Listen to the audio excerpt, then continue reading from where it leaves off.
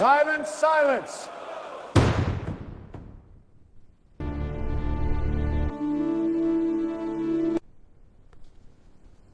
ఏమిటి మీ ఆరోపణలు? కోర్టుకి వివరించండి. ఇతను మా స్ట్రీట్స్ లోకి వచ్చి బలవంత మతమార్పిడి చేస్తున్నాడు సార్. ఇతను చేస్తున్న ఆరోపణలు నిజమేనా? మీరు బలవంతముగా మతమార్పిడి చేశారా? నన్ను మనస్ఫూర్తిగా ఆరాధించేవాళ్లే నాకు కావాలి. నాపై ఇష్టం లేకుండా నన్ను ఆరాధించేవాళ్లు నాకు అవసరం లేదు అని బైబిల్లో స్పష్టంగా రాసి ఉంది. అలాంటప్పుడు బలవంతంగా ఎలా మారుస్తాం?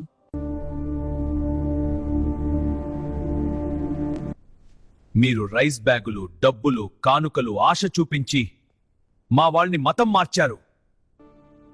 నేను బీదలకు సహాయం చేయాలని చెప్పాను కాబట్టే వాళ్ళు చేస్తున్నారు, మతం మార్చాలని కాదు. వాళ్ళు మతం మారేది మీరిచ్చే వాటికి ఆశపడే.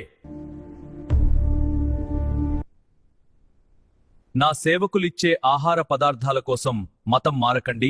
నేనిచ్చే నిత్య జీవం కావాలనుకుంటే మాత్రమే నా దగ్గరకు రండి. యేసుని నమ్మితే మీ రోగాలు పోతాయి, మీ సమస్యలు పోతాయి అని ప్రచారం చేసి మతం మార్చడం తప్పు కాదా? నన్ను నమ్మేవారికి కలిగే మేలులు, ఆశీర్వాదాలు గురించి చెప్పడం తప్పంటారా?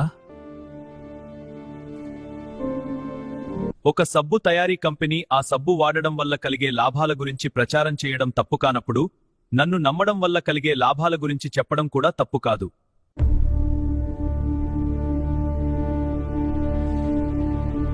మీరు మా వీధుల్లోకి వచ్చి మత ప్రచారం చెయ్యొద్దు, మాకు చెప్పొద్దు. నేను నా సేవకులకు అదే చెప్పాను, వినేవారికి చెప్పండి. వాదించేవారి ఎదుట మీ పాదాల ధూళి దులిపి వచ్చేయండి అని. నా ప్రేమ, నా త్యాగం, నా బోధలు, నా ఆజ్ఞలు నచ్చితే వస్తారు, నచ్చకపోతే రారు. ఇందులో బలవంతం ఏమి ఉంది? మీరు మత ప్రచారం చేయడం వల్ల రోజురోజుకి మా మతం తగ్గిపోతుంది. నేను మీ పాపముల కోసం మరణించాను. మీరు మీ పాపాలు ఒప్పుకొని విడిచిపెడితే నేను మిమ్మల్ని క్షమించి నిత్య జీవమిస్తాను.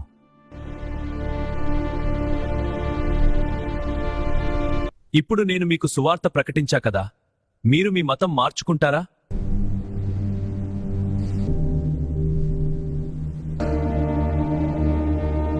వినగానే ఎవరు తమ మతం మార్చుకోరు. బలవంతపు మత మార్పిడి అని చెబుతున్న ఈ కేసులో సరియైన ఆధారాలు లేనందువల్ల కేసు కొట్టివేయడం జరిగింది.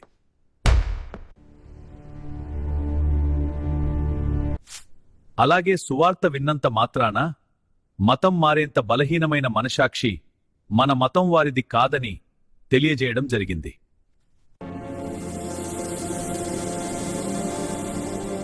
నమస్కారం ఆనరబుల్ జడ్జ్.